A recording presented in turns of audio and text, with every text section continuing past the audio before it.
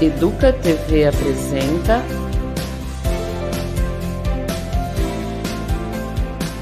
Vamos Conversar? Olá, seja muito bem-vinda e muito bem-vindo ao podcast aqui da Educa TV, o Vamos Conversar. Você sabe, aqui é um espaço de diálogo, reflexão e aprendizado, porque a gente acredita que é conversando que a gente se entende. Durante todo o mês de novembro, nós vamos falar sobre temas ligados às questões raciais e hoje nós vamos falar sobre racismo estrutural. Por isso, tenho duas convidadas muito importantes, a quem eu dou as boas-vindas, a Caroline Jango, que é doutora em educação, professora e diretora do Instituto Federal de Hortolândia. Muito obrigada, bem-vinda. Muito obrigada, eu agradeço o convite. E também a Jaqueline Damasio Armando, que é gestora do Centro de Referência de Combate ao Racismo. Muito obrigada, Jaque. Os agradecimentos são meus por esse convite, prazer em estar com Caroline, né? Querida nossa, então acho que nós teremos aí um bom videocast. Muito bom. Eu já falei um pouquinho aqui de vocês, mas eu gostaria que vocês próprias se apresentassem para destacar o que acham mais importante e como se relacionam com o nosso tema de hoje. Quer começar? Pode ser, tá certo. Bom, então, fazem 17 anos que eu sou servidora pública, sou educadora, profissional da educação, né? E durante toda essa trajetória profissional, eu também tenho me dedicado ao estudo do racismo no ambiente educativo. Então, esse tem sido o meu tema de estudo, né, de debate, de reflexões. E hoje, estando dentro do Instituto Federal, tenho tentado contribuir também com a reflexão mesmo da sociedade. Então, acho que é isso, a gente precisa debater, se aprofundar. E para pensar uma sociedade antirracista, a gente precisa conhecer, né? Conhecer todos esses elementos. E eu tenho me colocado ao longo de todos esses anos nesse lugar, né? De estudar, mas também refletir e colaborar para que as outras pessoas também ampliem seus horizontes sobre esse tema tão urgente, importante, né? Da nossa sociedade. Muito bom. E você, Jaqueline? Eu também sou servidora municipal há 33 anos. Um cargo na FUMEC e depois eu tenho outro cargo na rede. A minha sede é o Recanto Infantil Vila Rica e nos últimos 7 anos eu estou destacada para exercer ali a função enquanto gestora do Centro de Referência em Direitos Humanos, na prevenção e combate ao racismo e discriminação religiosa. Esse centro de referência ele está ligado à Secretaria da Assistência Social, mais especificamente ao Departamento de Direitos Humanos, né? E realmente eu acho que a gente faz um diálogo muito voltado para as questões intersetoriais que nos apresentam enquanto uma gestão municipal, né, que não tem como negar. E também a gente está trazendo aqui toda uma temática muito voltada para essas questões que permeiam o nosso dia a dia, né? Enquanto alguém que acolhe as vítimas de racismo da cidade de Campinas, mas também promove a educação dessas pessoas que são os autores das violências raciais, né? Então, a gente tem essas duas vertentes que são de muita importância. A gente acolhe realmente as vítimas, mas a gente também procura estabelecer um relacionamento educativo com os autores de violência racial. Bom, eu queria começar o nosso papo com uma pergunta muito básica, mas que eu acho que é fundamental. O que é racismo estrutural? Eu sei que há muitas camadas e muitas discussões, mas como é que a gente define para começar a ajudar o nosso público a entender esse tema? Eu vou começar de uma maneira um pouco mais básica e aí a gente vai se aprofundando, né? É aquilo que define o nosso jeito de pensar e agir, sem fazer que nós tenhamos o reparo do quanto a gente discrimina naturalmente. Então, essa maneira de agir, de pensar, que ela já vem racializada, já vem colocando as pessoas em cada um no seu lugar, ela já tem uma estrutura muito anterior ao nosso nascimento. Então, assim, tudo aquilo você acha que é novo, que está tudo bem, e não está. Então, essa definição de racismo estrutural, ela precisa, na verdade, estar muito mais presente no nosso dia a dia e também ser muito mais presente nas nossas ações, né? Esse reparo, esse olhar. E talvez toda essa nossa dificuldade, porque a gente sempre naturalizou as coisas do jeito que estão. E as coisas do jeito que estão, elas são baseadas nessa estrutura social que coloca e subalterniza um determinado grupo de pessoas. Então é esse desnível, essa desqualificação, essa inferioridade que a gente atribui a determinado segmento, na nossa sociedade ao segmento negro, que é a base desse racismo estrutural, né? E isso que incomoda um determinado grupo e não incomoda outro determinado grupo, porque esse grupo que não é incomodado, com certeza ele tem os seus privilégios, enquanto a gente não analisa os desprivilégios desse grupo. Então, assim, quando a gente pensa em racismo estrutural, a gente sempre tem que ter em mente uma relação extremamente assimétrica, uma relação de violência, uma relação de diferença, uma relação em que coloca um determinado grupo num determinado lugar, e aí você tem várias vertentes históricas, sociais, culturais, que são atravessadas por esse tipo de pensamento, né? Uma relação de poder, né, já, principalmente, né? Bom, eu acho que a gente pode trazer também de maneira simplificada, né? Quando a gente fala de racismo estrutural, nos remete à construção, né? Então, nós vivemos num país racista. O Brasil é um país racista. E as pessoas, para compreenderem, né, por que a gente vive num país racista e buscar as raízes desse racismo, as raízes e as consequências e como a trama, né, na nossa sociedade, pode recorrer a esse conceito de racismo estrutural. Porque é uma sociedade que foi construída historicamente sobre bases muito assimétricas de raça em todos os segmentos sociais.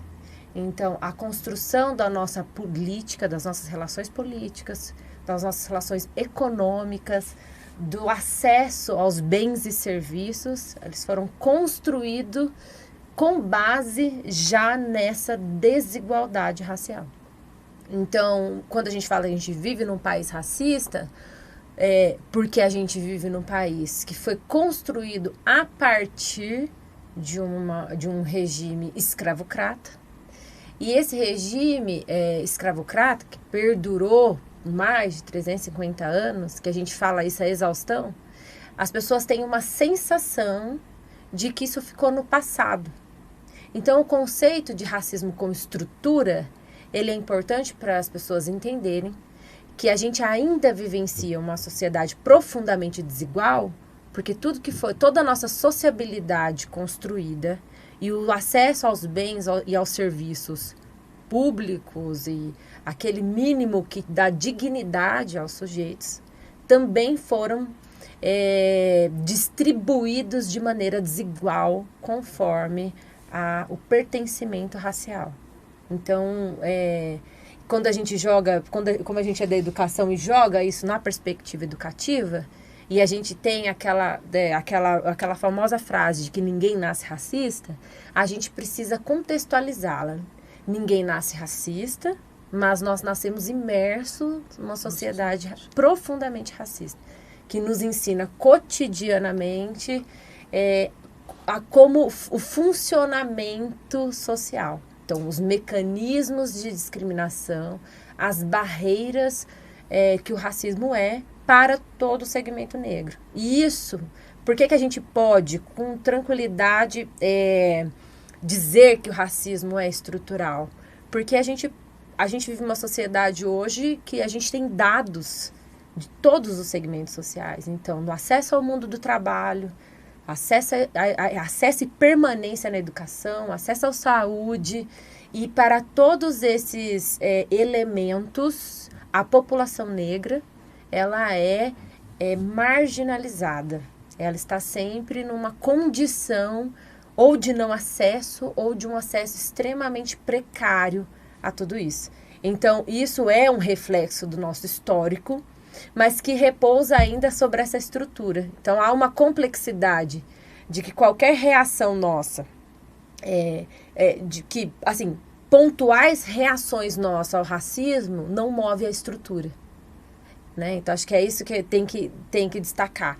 Então, não está no campo das relações só interpessoais, não está só no campo, o racismo não está só no campo do comportamento, ele está no como é formada as nossas câmaras de vereadores, de deputados, o governo, como está formado o nosso sistema judiciário, né? Como está formada a nossa constituição institucional das instituições acadêmicas e de ensino. Então, por isso que a gente fala de estrutura, né? Então, não é algo que apenas a minha forma de olhar, de me comportar, ou a minha vizinhança é o suficiente para explicar esse fenômeno. Não é suficiente, né? Nós somos parte dessa estrutura que é extremamente complexa. Difícil até explicar, né, o que significa isso de fato. E quando você estava falando, passaram milhões de perguntas e milhões de reflexões e que eu acho que a gente tem que falar aqui. Mas uma delas, que eu acho que ainda para a gente começar a ajudar as pessoas a refletirem sobre isso, que é a história de não nascer racista, mas nascer imersa numa sociedade racista. Né? E aí eu, como mulher branca, que tento estudar, entender e me aliar à causa antirracista, sempre fico pensando na minha criação mesmo, assim, que não havia um racismo escancarado, mas havia comportamentos, falas, piadinhas, que fazem com que a gente normalize isso mesmo e não entenda o quão grave é. Hoje, olhando em perspectiva e pensando em tudo que evoluímos e ainda temos muito que evoluir, vocês acham que a gente conseguiu já, e aí pensando nessa coisa da estrutura, começar a mudar lá a base, assim? Vocês olham para um cenário em que já há uma movimentação da gente tentar mudar essa realidade, ou ainda, na opinião de vocês, está muito longe? Acho que houve avanços, a gente não tem como negar, mas também estamos muito longe. Né? A importância do movimento existe sempre. Nós vivemos nessa sociedade racista que tem posicionamentos extremamente marcados diariamente, cotidianamente você vê isso. Então a pauta antirracista também precisa ser diária, também precisa ser cotidiana, para que a gente consiga avançar. Por outro lado, as pessoas elas estão começando a se localizar. Então, quando a gente fala, por exemplo, da questão das cotas raciais, é um grande avanço, é um marco na nossa história. Porque com as cotas você traz a diversidade em qualquer ambiente, seja no ambiente universitário, seja no ambiente de trabalho. Então, você tem que pensar naquela questão. E você tem que pensar naquela questão daquela pessoa negra que está ali, não só por conta do acesso que ela teve, mas também a gente tem que pensar na permanência que ela tem que dar. Tanto naquele espaço universitário, quanto no espaço do serviço público municipal, por exemplo, como nós temos as cotas desde 2019. Mas, para além disso, nós temos que pensar nas questões que a levam para um progresso, uma progressão funcional, um sucesso naquele ambiente de trabalho, a permanência dela ali, né? Porque a gente está linkando com todas essas questões que a Caroline trouxe, que é o quanto as nossas escolas acabam expulsando os nossos alunos. Então, se você olhar para os recortes raciais que precisam ser feitos em todos os números, todos os dados que a gente tem, você vai ver que realmente as vulnerabilidades do nosso país, ela tem cor. Né? Todas elas têm cor.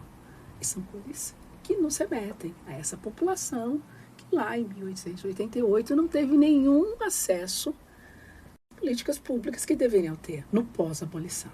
Então, acho que assim, não dá para você se reportar, olhar para esses avanços que a gente tem, pensando no passado que nós tivemos e tentando desenhar esse futuro que a gente precisa ter, né? Para não cometer os mesmos erros, para não relativizar, porque ao mesmo tempo a resistência da pauta antirracista se faz presente, né? Sim.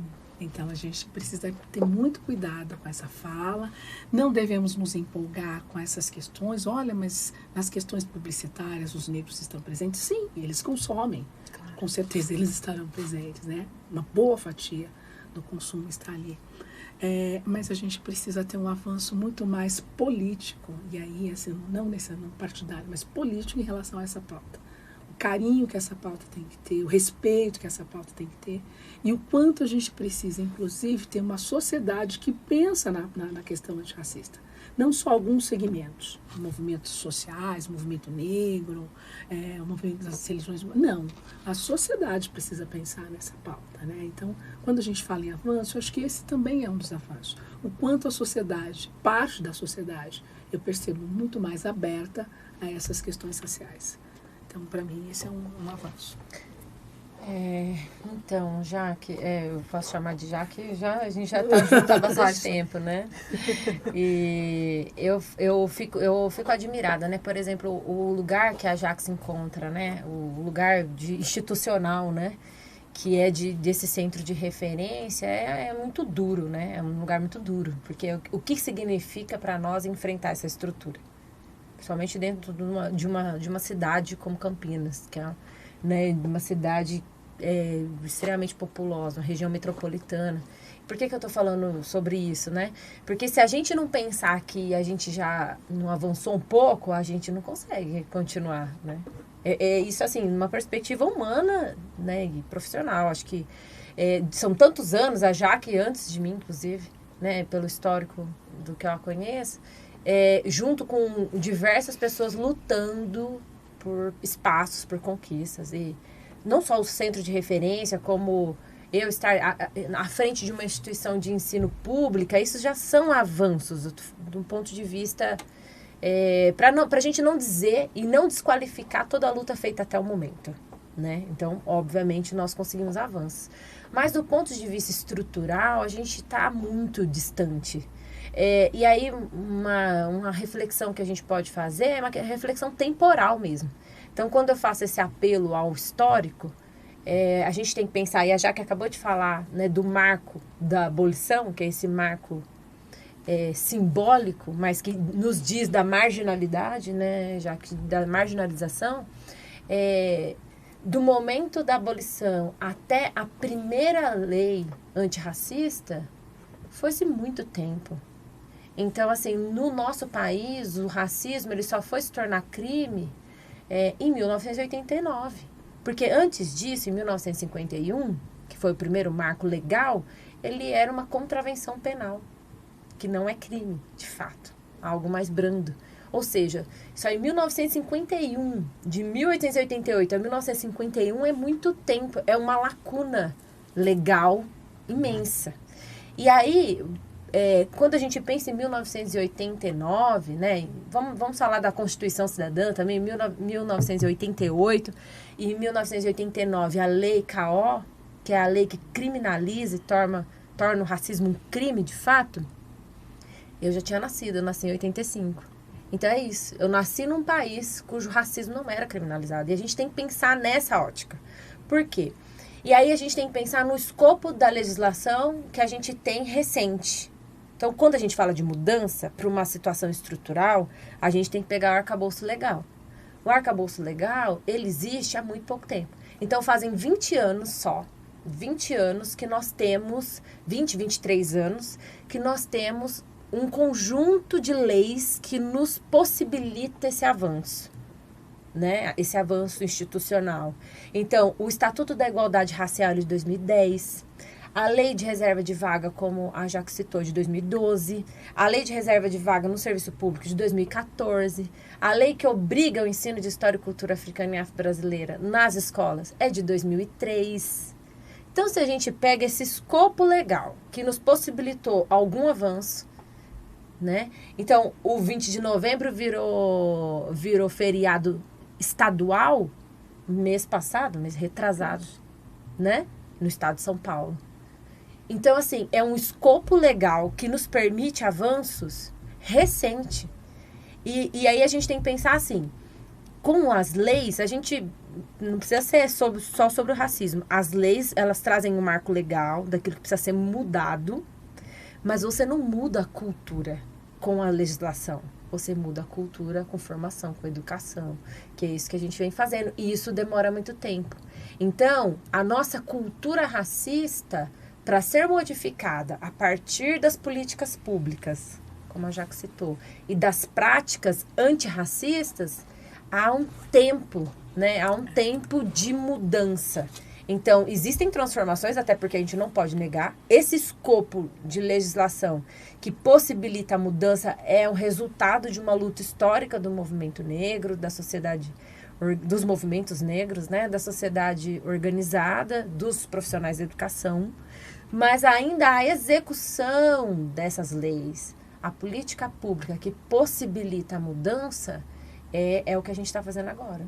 É um trabalho muito de formiguinha mesmo, muito difícil, né? Demanda muita mobilização, muita mudança de pensamento, né? Como a já começou falando, um pensamento, mudança dessa cultura racista. Não, e é interessante isso, né, Caroline, porque você vai trazendo, você vai percebendo o quanto esse trabalho precisa ser concomitante. Exato. Não pode ser isolado, né? Essa ação aqui ocorreu, não vai dar conta.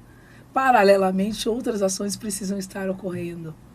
Outras leituras precisam estar sendo feitas. Então, na verdade, nós estamos sempre pensando numa frente que precisa ser mantida e num contínuo. Não é em momentos, olha, chegou novembro, tudo bem. Mas eu sei que as questões raciais precisam ser trabalhadas nesse contínuo, ao longo do ano. Então, a gente percebe, sim, principalmente quando a Caroline traz essa questão da Lei 10.639, essa dificuldade que nós temos na educação.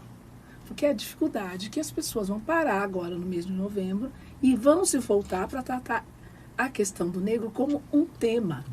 Sendo que nós gostaríamos muito que ao longo do ano esse mesmo negro, que é sujeito a gente, que é sujeito a gente da educação, que é o meu aluno, que é o professor, que é o diretor, enfim, que são as pessoas que estão ao redor dessa comunidade escolar e mesmo dentro da comunidade escolar, fossem contextualizadas enquanto sujeitos, não enquanto temas. Porque na hora que você traz uma questão, não é minimizando, mas eu acho que as duas coisas, elas carecem de caminharem conjuntamente, né? Para que a gente entenda, porque senão a gente desloca, né? Eu vou com esse olhar lá para Zumbi dos Palmares, lá para a Serra da Barriga e esqueço do que está acontecendo aqui ao meu redor. Então, essa dificuldade, acho que essa engrenagem que a gente precisa começar a apontar para que as pessoas consigam realmente ter olhos no passado, mas ter, assim, ações também muito voltadas para o combate ao racismo, com a prática antirracista no presente. Jaque, quando você falou aqui duas coisas que eu quero fazer uma junção para a gente refletir. Lá no início da sua fala, você falou sobre os privilégios, e aí, claro, tem os incômodos, porque as pessoas que são privilegiadas se sentem incomodadas quando perdem esses privilégios. E aí, fazendo uma ligação com o 20 de novembro, a pauta antirracista tem que ser diária, a gente tem que falar sobre isso todos os dias, né? Antirracista todos os dias, isso tem que ser um tema que faz parte do nosso cotidiano, para que a gente consiga entender e enfrentar. Mas o 20 de novembro também, você não acha? Porque tem gente que ainda não quer falar sobre isso. A gente, infelizmente, tem que admitir que tem gente que não quer enxergar, que tem gente que não quer ver.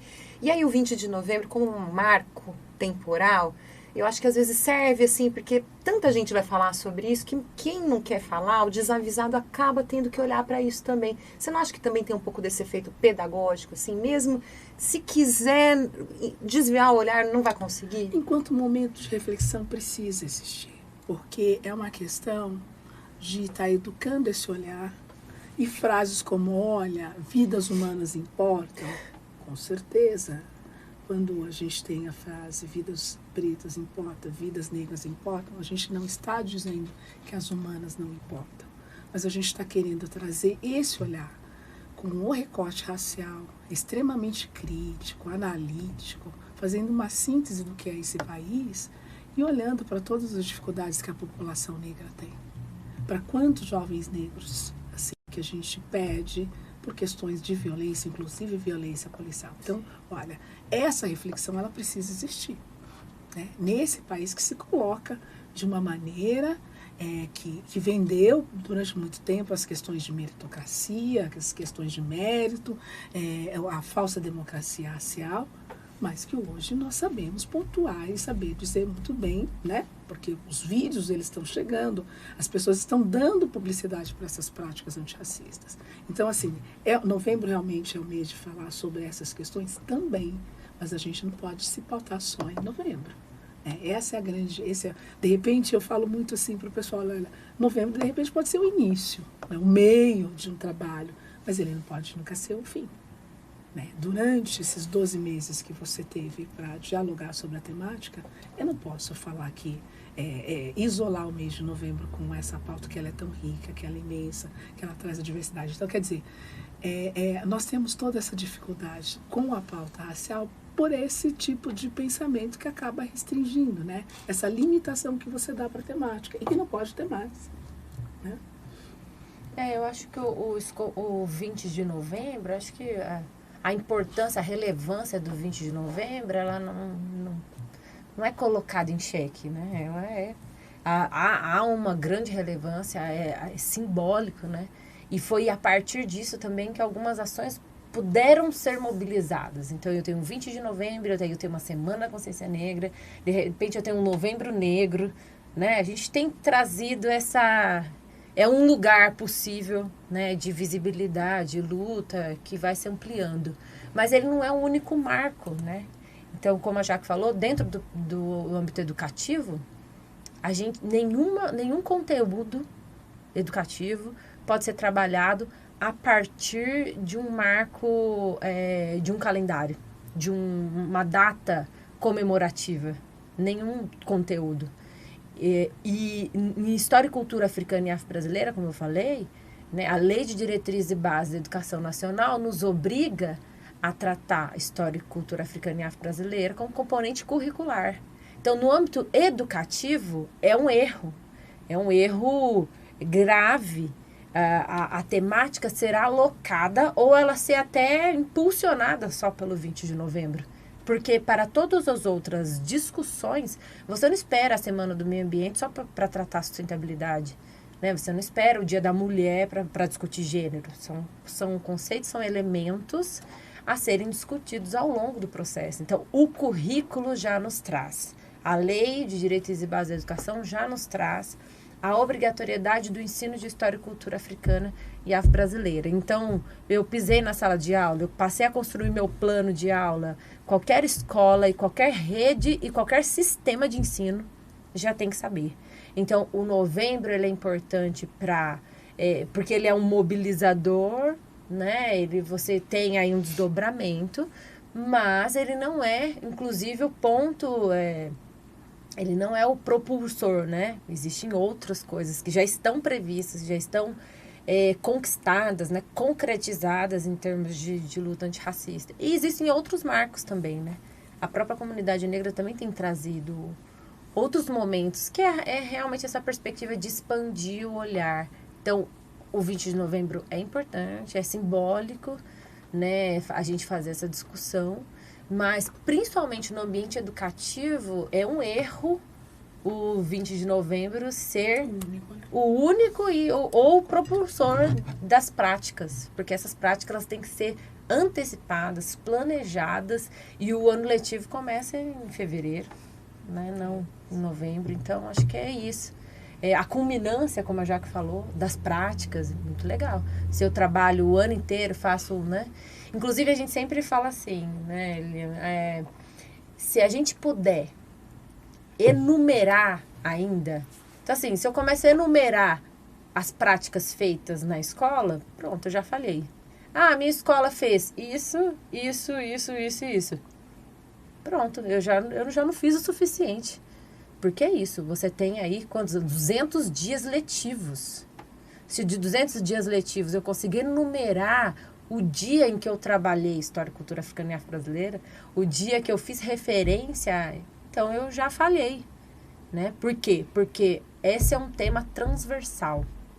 E a mesma coisa, eu acho que os meios de comunicação, a política de saúde, você não pode ter um dia. Você pode ter dias de conscientização. Vamos pensar no Outubro Rosa. O Outubro Rosa é um mês de conscientização e tal, mas o câncer de mama, ele aflige a população o ano todo. Então, eu tenho que ter políticas de saúde contínuas para que as mulheres possam se prevenir. Entende? Então, é só isso. A gente tem que deslocar e colocar o novembro nessa perspectiva de uma data que manifesta, que tem uma importância histórica, né? Mas na prática pedagógica cotidiana, na execução das políticas públicas cotidiana, ele não pode ser o nosso carro-chefe. né? Então, o nosso carro-chefe é o planejamento, é o calendário, são as políticas. Eu acho que é nesse sentido, né? E onde que vocês acham, se é que essa é se há a resposta para essa pergunta, aonde que se escancara mais o racismo estrutural do brasileiro? Uma vez eu li, eu não vou lembrar quem, que no Brasil é um racismo cínico, né? Onde vocês percebem, assim, é na área da educação, é ainda no comportamento das pessoas, é no mercado, onde fica mais escancarado, se é que dá pra gente pensar pontualmente dessa forma? A gente só pode falar de racismo estrutural quando a gente olha para o conjunto. Por isso que a gente coloca esse conceito, né? Então, a gente só consegue falar de racismo estrutural porque há um conjunto de situações. E se você me perguntasse ao contrário, Carol, existe um lugar, né? Existe uma área que não é racista? Eu vou dizer que não, com tranquilidade, entende? Então, se você olhar para os dados é o que eu falei, acesso à educação, o mercado de trabalho, né? Se você olha, a gente está falando do acesso ao ensino superior, que foi democratizado pela Lei de Reserva de Vagas, mas quando você olha a permanência dos estudantes, você tem um outro problema. Então, essas assimetrias, inclusive, tem um fenômeno que é importante a gente falar, quando a gente fala assimetrias, quando a gente executa uma política pública, universal, né, que a gente fala. Então, eu sempre dou o exemplo de mortalidade infantil, né? Então, a gente tem uma política para mortalidade infantil. Quando a gente olha para esse dado, você sempre vê que morrem mais crianças negras, né, do que crianças brancas. Então, você olha para o dado de mortalidade infantil. Se você olhasse há muitos anos atrás, a gente tinha um número de mortalidade infantil muito alto. Sim. Certo? Sim. As crianças morriam muito mais quando nasciam. E aí, quando a gente fala desse dado, e aí a gente fala assim, o que se aplica a uma população, de um modo geral, uma política universal, para que essas crianças, de um modo geral, morram menos? Então, você faz uma política de pré-natal, você faz uma política de vacinação, né, de atendimentos básicos, e aí você diminui o número de mortalidade infantil, certo? Você diminui o número de crianças negras que morrem, você diminui o número de crianças brancas, mas você nunca diminui a diferença entre o número de crianças negras e o número de crianças brancas. Isso você olha para todos os dados. Todos, é verdade. Então, se você olha para todos os dados, do emprego é a mesma coisa. Você pode aumentar a taxa de emprego. Você continua, a diferença entre brancos e negros, ela permanece. O percentual de salário, então, ela permanece. Então, é essa situação, que é essa assimetria, que mesmo que a gente faça mudanças em vista, é essa simetria que é o mais difícil de se mover. Então, essa simetria, ela existe em todas as áreas, não dá para dizer que uma ou outra. E aí, por isso que você precisa de uma política afirmativa, que é essa política que vai na assimetria e tenta modificar essa coisa. Mas a tua pergunta, assim, se me permite falar, eu acho que também tem a ver com o senso comum e como as pessoas enxergam o racismo no cotidiano, né? Então, assim, é óbvio que aquilo que te pega, aquilo que te chama atenção, aquilo que te faz verificar determinada situação, é talvez algo que tem um apelo maior. Então, você vai falar assim, olha, o que a gente vê na mídia normalmente, né? O que aparece na mídia sobre as práticas racistas? Normalmente a mídia não fica publicando, até tem, mas tem que procurar, os dados das pessoas que são empregadas, né, assim, nos empregos, né, por exemplo, você não fica, porque como você entende o racismo estrutural no mercado de trabalho? É só você olhar o dado de quem está empregado, quem está em trabalho precário, quem recebe os menores salários. Quando sai a notícia, você não faz, você sai a notícia como? Que alguém foi comprar numa determinada loja e foi discriminado por uma pessoa. O racismo, normalmente, a pauta do racismo na mídia, ela sempre vai no comportamento individual, daquele que discriminou. E aí, hoje a gente tem tentado ampliar, tá? Mas aconteceu isso no Carrefour uma vez, aconteceu duas, aconteceu três. É o profissional que tá lá? É a pessoa? É o indivíduo? Não é. É a empresa, é um racismo institucionalizado. Entende? Mas é também difícil comunicar essa informação. Então, às vezes, a gente fica com essa sensação de que, olha, no campo das relações interpessoais acontece mais. né? Ou no ambiente educativo, porque as mães têm feito também, né? Denunciado, levado o vídeo, né? Como a Jaque falou, denunciado o racismo nesses ambientes. Ele sempre teve ali, né? E aí as pessoas têm conseguido se ancorar em alguns espaços de denúncia para trazer isso à tona. Mas é uma análise mais fácil de fazer do que se eu for lá olhar para os dados da Câmara e ver quais são as pessoas negras que estão lá, que estão ocupando os lugares de poder, né, que estão sendo eleitas anos após anos. É só você pôr a lupa nessas informações e você vai conseguir ver a mesma assimetria. E é legal quando ela fala por a lupa, né? Eu falo que assim, é questão de mudar a lente, né? Porque realmente, quando você consegue colocar esse olhar, você vai começar a perceber. E aí você não tira mais essa lente, porque ela fica, né? Você vai cada vez mais se aprofundando nessa questão. Por quê? Nós vivemos num país que ainda tem dificuldade de saber quem somos. Sem dúvida. Entendeu? Então as pessoas, elas não sabem se autodeclarar. De acordo com o IBGE, branco, preto, pardo, amarelo, indígena, as pessoas se perdem. Ser preto nesse país não é fácil. Então, assim, você vê muitas pessoas que são pardas, elas não se declaram como pardas. Elas vão se declarar como brancas. Elas não têm essa consciência da sua identidade. Acho que é o primeiro grande problema. E aí, muitas das vezes, elas vão passar por práticas racistas e elas não vão perceber, elas não vão se dar conta que é uma prática racista. Ela vai olhar para o lugar do social, é porque eu não estou bem vestida. Ela vai olhar para o lado assim, da aparência, olha, porque eu sou gorda, etc. Mas ela está sofrendo uma prática racista. E as pessoas não sabem nem o que é e quais são as práticas racistas. A mídia, ela nos dá toda a importância voltada para a injúria racial. Quando você tem ali alguém que recebeu a injúria racial, alguém que foi chamado de macaco, aí todo mundo acaba entendendo que ali foi uma prática racista. Porém, você tem também percebido que as pessoas passaram por diversas outras práticas racistas e elas não sabem denominar. É o que chega para a gente no centro de referência. Geralmente é a pessoa que passou por uma prática racista. Por exemplo? No ambiente de trabalho, numa discussão, seu preto sujo, macaco, alguma coisa assim. E aí você ouve esse relato, mas você começa a perceber que olhando para essa questão temporal, em outros momentos, essa mesma pessoa já tinha sido discriminada racialmente. E ela não tinha percebido. Questão de acesso a uma progressão funcional, questão de acesso a algum tipo de estabelecimento, a algum tipo de setor. O racismo recreativo, que são as famosas piadinhas, brincadeirinhas. E ela nunca considerou aquilo enquanto prática racista. E quando ela nos procura é porque ela foi vítima já da injúria. Então, essa questão do escancaramento que você coloca é por conta dessa graduação que nós fomos educados a pensar. Qual que é o limite dessa... Opa, chamou de macaco, então todo mundo pula na frente. E aí você percebe diferentes atores em diferentes situações, negros, não negros, tomando ali à frente daquela situação. Porém, esses mesmos atores não tomaram a frente em outras práticas racistas ali sofridas pela mesma pessoa. Então, primeira coisa, a gente não se educou para essa situação. A gente não sabe identificar quando está sendo vítima de uma prática racista.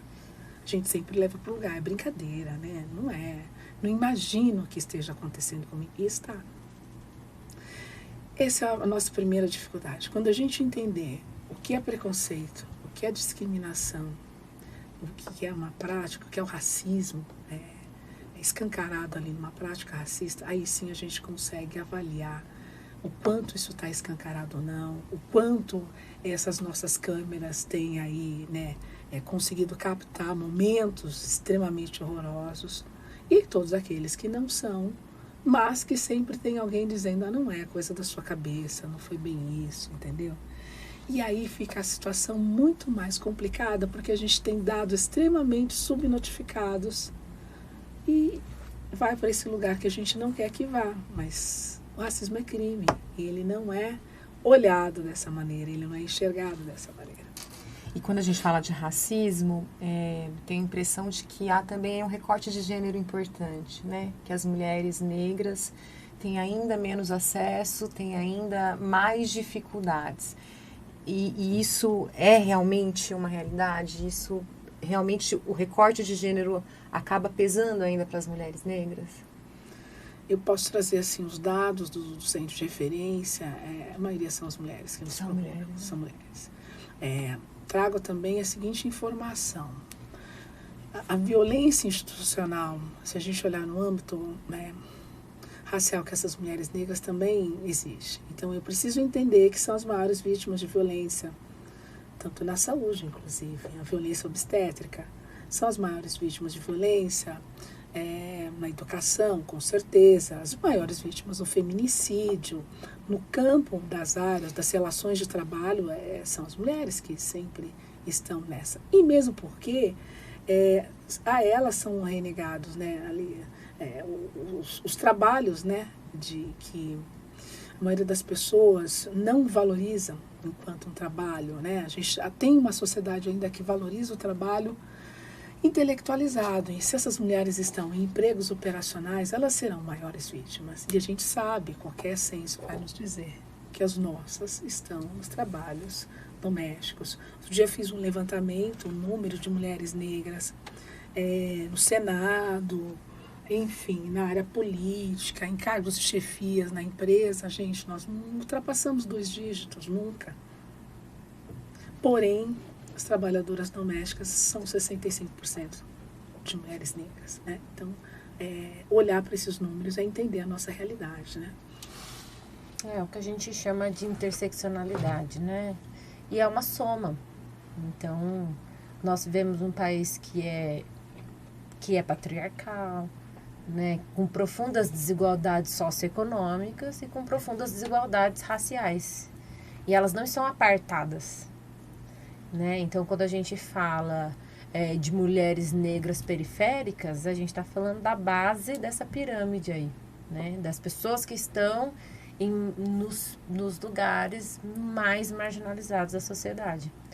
E aí a gente pensa uma perspectiva de gênero e das lutas por direitos das mulheres, e houve um tempo em que essa desigualdade entre mulheres não foi considerada, né? Então a luta pelo direito das mulheres, ela também não pode ser uma luta unificada numa perspectiva do objetivo, né? Então, quando a gente fala de uma luta feminista, de uma luta por igualdade de direitos, e aí reivindica um espaço no trabalho, por exemplo, né? Um espaço no trabalho, e a gente olha para as mulheres negras e elas nunca saíram desse espaço do trabalho, né? Talvez a gente pode falar do trabalho formal, mas as mulheres negras com esse histórico escravocrata nesse país, elas sempre estiveram no espaço de trabalho, inclusive esse trabalho precarizado. Então, quando a gente fala dos direitos, a gente não pode, né, deixar de pensar que essas desigualdades, elas somam. Então, ser mulher, né, ser uma mulher negra é uma soma desses lugares de exclusão, né, desse não lugar, né, acho que desse não lugar, nesse não lugar de direitos, né, então isso algo que... E aí, se você for para o mapa da violência, você consegue ver isso. E são os mesmos elementos que eu falei sobre as assimetrias, é isso. Inclusive, quando você tem uma melhora, já existiu momentos que você olha para os dados e que há alguma melhora nos dados em relação a um segmento, e para as mulheres negras essa melhora não se concretizou, né? Então, é impossível, é isso que a gente fala, racializar esse debate. E aí, quando a gente falou, você citou a questão do privilégio algumas vezes, né? Racializar esse debate é fazer essa discussão. Porque, no fim, só a população negra é racializada. As pessoas brancas têm que entender que, quando a gente fala de privilégios, é isso. Existe um privilégio no ser branco. Aí, quando as pessoas falam assim, mas as pessoas são pobres. Ok, mas as pessoas pobres... que são brancas, elas têm outras condições, as barreiras sociais são diferentes, né? Então, assim, existem estudos, por exemplo, com moradores de rua. Moradores de rua se a gente fala do racismo estrutural, existem estudos com moradores de rua, que quando eles são brancos, eles, por exemplo, conseguem entrar dentro de um shopping e usar o banheiro. Eles recebem mais esmola. Eles recebem... Então, assim, eu tô falando que é melhor ser um morador de rua? Não é isso. É que a gente nunca pode esquecer da dimensão racial que existe na nossa sociedade. E aí não dá para dizer, mas é uma pauta de identidade? Não. Dentro dessa construção social, socioeconômica e de gênero, se a gente não olhar para a cor, a gente não vai compreender essas assimetrias. É impossível você compreender e lidar com essa situação da mesma maneira. Então, as pessoas brancas precisam compreender esse privilégio, mesmo também sendo parte de grupos discriminados. Então, quando eu falo para mulheres, né, para mulheres brancas, que elas precisam olhar para isso, não é porque elas vão deixar de ser discriminadas por serem mulheres, mas porque ser uma mulher negra, né, comprovadamente, né, e com todos os dados que a gente pode apresentar, você realmente está numa posição de maior vulnerabilidade, né, uma assimetria de acesso, de condições e de vulnerabilidade a situações de violência muito, muito maior mesmo. E como é que a gente combate o racismo estrutural? Nossa. Difícil. Eu acho que a primeira questão é reconhecer que nós somos racistas. Porque você só vai poder falar em combater algo se você primeiro você tem que saber, né, o que foi essa colonização trazendo tanta violência, tanta exclusão, tanta diferença, né, entre as pessoas. Eu preciso entender os reflexos disso historicamente na minha vida hoje. Então, reconhecer que somos inicialmente racistas, machistas, sexistas, e que isso é uma violência. Eu preciso me admitir enquanto alguém que pratica essa violência, não no âmbito da física, mas no âmbito da violência psicológica mesmo, né? O que isso produz no outro quando eu faço, por exemplo, uma piada racista, quando eu trago racismo recreativo. Mas só uma brincadeirinha para quebrar o gelo. Não, eu trouxe uma violência para ele, para aquele grupo a que ele pertence. Eu acho que o reconhecimento já é um caminho imenso que a gente está percorrendo. E só não pode ficar nisso, né? A partir do reconhecimento que você tem, você precisa caminhar, você corre atrás, porque nós estamos muito atrasados, né? Então, esse reconhecimento, ele precisa estar pautado também em ações, atitudes, muita leitura. Eu percebo que as pessoas, elas têm um pouco de receio de entrar e se jogar nessa temática racial, que hoje a gente pode dizer que está aí colocada para a gente diferentes níveis de áreas. Você tem podcast, você tem em todas as redes de televisão, de canais, a pauta racial se faz presente. Ter esse olhar, né, para as notícias que trazem esses dados que a Carolina estava colocando para a gente. Então, assim, isso tudo faz parte de um conjunto. Então, na verdade, para ser antirracista, você precisa ter um conjunto de práticas que te levem para esse lugar. Porque você tem, com certeza, uma sociedade querendo te levar para outro lugar, com muita naturalidade. Então, realmente, é se manter vigilante, né? Acho que não tem outra situação a não ser essa. Se manter vigilante e entender o quanto eu produzo violência no outro a partir do momento em que eu não estou vigilante. Eu posso destacar que entender que o problema, né, o problema do racismo no nosso país não é um problema das pessoas negras.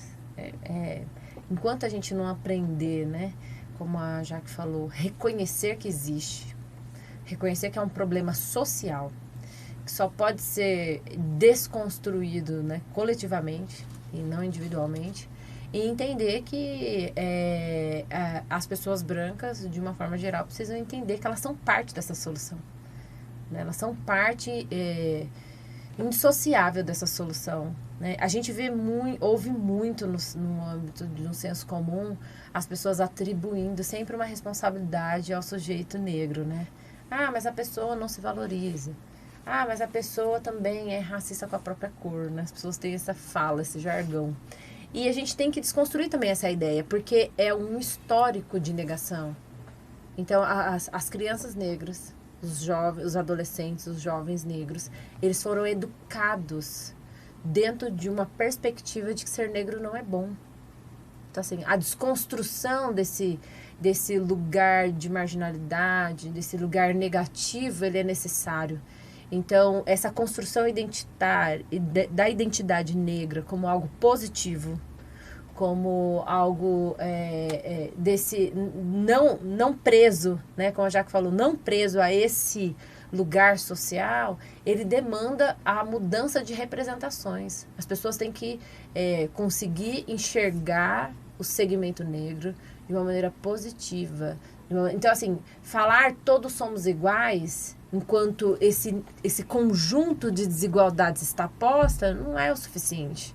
Então, a gente precisa, no campo da educação, construir o conhecimento em história e cultura africana e afro-brasileira. E quando a gente constrói esse conhecimento, a gente não constrói esse conhecimento para o segmento negro. A gente ensina o segmento negro, crianças, adolescentes, jovens e adultos, a se valorizar. E ensina toda a população branca a valorizar a população negra, a não se sentir superior. Porque essa assimetria tem a ver com esse pensamento de superioridade. A gente não está falando só de alguém que se sente inferior. Para existir um alguém inferior, você tem um outro superior, padrão, que está confortável nesse lugar que a gente está falando aqui de privilégio. Então, acho que tem que ser esse reconhecimento da existência dessa problemática e que essa problemática toca o conjunto da população. E a outra coisa que eu também sempre falo é que, se a gente está falando de racismo estrutural, a nossa resposta, ela tem que ser do mesmo tamanho. Para ser uma resposta do mesmo tamanho, a gente precisaria de muito mais institucionalidade, mais amplitude nas ações que nós desenvolvemos. E quando eu falo isso, eu falo das políticas públicas mesmo. Então, quando a gente fala, por exemplo, de construir departamentos, espaços de discussão sobre a saúde da população negra, é totalmente necessário e não vai adiantar um município fazer isso. Né? Isso tem que ser no conjunto da sociedade, a gente precisa ampliar essa prática. Então, eu não estou falando só de pessoas estarem à frente de determinados espaços, mas a gente precisa, sim, eleger mais pessoas negras. Né, para os postos políticos, a gente precisa de mais pessoas acessando o sistema judiciário, a gente precisa de mais pessoas acessando espaços no executivo e a estrutura desses lugares permitindo mudanças. Então, assim, muitas vezes um departamento ou uma coordenação ou uma pessoa, né, às vezes não tem nenhuma equipe, uma pessoa dentro de uma estrutura de uma prefeitura inteira tentando desenvolver um trabalho não é suficiente. É isso. Mesmo, também numa instituição de ensino, um professor, ele não é o suficiente. Então, a nossa intensidade de resposta, ela tem que ser na medida que esse problema que a gente precisa enfrentar. Então, a gente precisa estruturar as nossas instituições de uma maneira que a gente consiga, com equipe, com orçamento, né, com o estabelecimento e execução das leis, poder fazer mudanças efetivas. Muito bem. A gente, infelizmente, tem que terminar o nosso podcast. Mas eu queria que vocês fizessem as suas considerações finais, porque eu acho que a gente falou de muitas coisas importantes. Haveria ainda muitas outras a serem ditas e a gente tem o compromisso aqui de tentar falar sobre todas elas. Mas eu queria que vocês, para a gente terminar o episódio de hoje, dessem as suas considerações finais. Eu costumo trazer a seguinte figura de que quando se traz a pauta racial, significa trazer aí uma construção de laços, de amizades, de respeito, de equidade, que eu acho que a gente precisa começar a entender melhor esse princípio da equidade para depois falar em igualdade. Mas eu preciso trazer isso de uma maneira muito digna e consciente de que existem sim diferenças, né? Diferenças que foram colocadas para nós historicamente, biologicamente, enfim. como se fosse uma cultura menor, é um grupo com questões menores, enfim, esse não lugar que nos foi legado, né? E quando a gente faz isso, a gente está desatando nós históricos, então realmente é um avanço. É um avanço que a gente não pode parar de ter. É um avanço que ele se faz presente no nosso dia a dia e existe toda uma gama aí de pessoas que estão nessa linha de construção conosco. Então, nós não estamos sozinhos, né, nessa seara aí que a gente se colocou para desbravar, nessa situação que a gente se coloca no dia a dia, a Caroline lá no Instituto Federal, eu no Centro de Referência. Então a gente precisa reconhecer outros atores.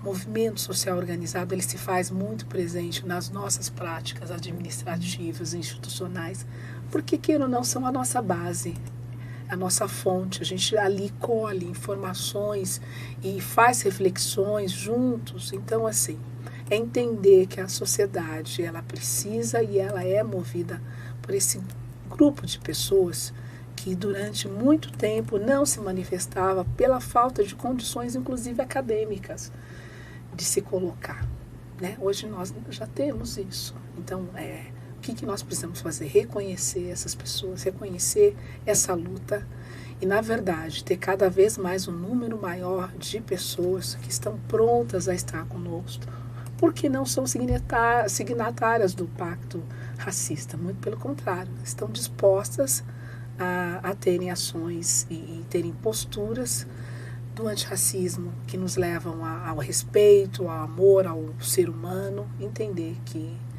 enquanto seres humanos a gente tem muito mais que fazer juntos, né, do que separados, enfim, pensando aí em diferenças. Vamos pensar no que nos une, né, não no que nos separa.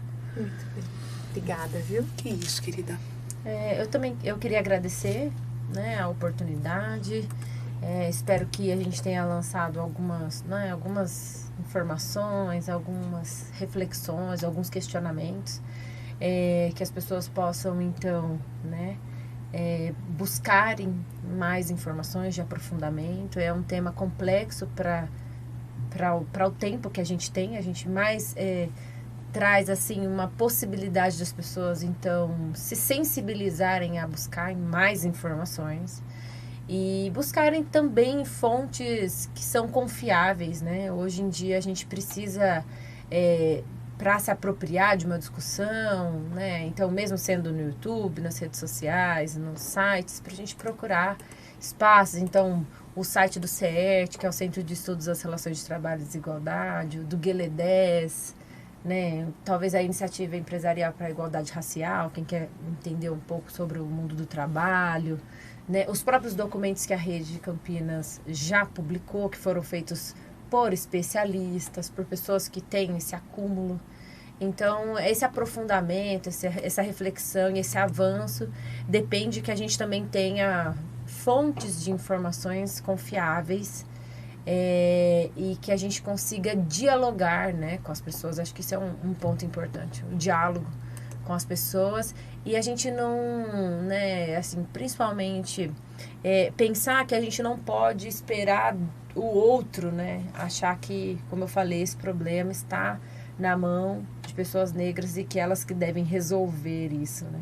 Então, acho que ter esse pensamento de que é um problema de todos nós e essa busca pela compreensão, pelo conhecimento, possa mobilizar as pessoas a terem não só comportamentos diferentes, né, e que não esperem só a gente sempre fala isso, né, a gente tem que ficar ensinando as pessoas com frequência como elas devem agir, se comportar, etc., para que as pessoas não tenham esse comportamento passivo, já que é algo que agride tanto o outro, violenta tanto o outro, né, não esperar isso acontecer. Então, ter um comportamento mais ativo de busca, de informação, de tentativa de mudança de comportamento, não só para si, mas no entorno, né, no espaço onde trabalha, né. Então, acho que essa é a minha mensagem, a minha consideração final. Agradeço a Jaque, né, também. A gente está aqui nesse dia e poder falar sobre esse assunto, né, dessa maneira mais tranquila, né, esse bate-papo. Muito obrigada, viu? Caroline Jang, a Jaqueline Damasio, muito obrigada. Que isso, Muito Lilian. obrigada mesmo pela Ótimo. presença de vocês. Espero que a gente se encontre mais vezes. Com certeza. E esse foi o Vamos Conversar de hoje. Falamos sobre racismo estrutural. Na semana que vem tem um novo tema. E eu agradeço pela sua audiência, pela sua companhia. Continue com a gente aqui na Educa TV. Siga também a Educa TV nas redes sociais. E a gente volta semana que vem para um novo bate-papo. Até mais. Educa TV apresentou Vamos Conversar? Prefeitura de Campinas, Secretaria de Educação, Produtora Rio Brasil Digital. Educa TV Campinas, um mundo de conhecimento para você.